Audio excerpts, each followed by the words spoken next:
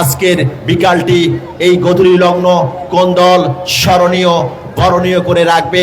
আজকের বিকালটি কোন দলের দর্শকদের কাছে হয়ে থাকবে আশা ভঙ্গের বেদনা, আবার কোন দলের দর্শকদের কাছে হয়ে থাকবে আশা পূরণের আনন্দ।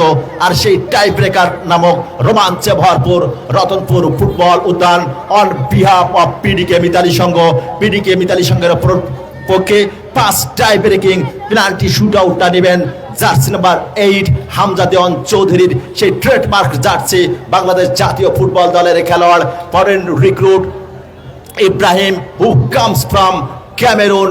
এদিকে 3 কাঠির ফ্রেম, পেছনের একটি মায়াবী জালের ছোট্ট ঘরে এসিড টেস্ট অগ্নি পরীক্ষার সামনে দাঁড়িয়ে Ali Naqi Ibrahim to Ali Naqi on field match official Sheikh Iqbal Alam Bablu চমৎকার ভাবে শট নিয়েছিলেন, ঝাঁপিয়ে পড়ে তিনি কিন্তু রুখে দিলেন। চমৎকার ডান্স আলী নকির, অর্থাৎ ইব্রাহিম নিজে যেমন হতাশার সাগরে ডুবলেন, দলকেও কিন্তু হতাশার সেই বিস্ময় সাগরে নিমজ্জিত করলেন।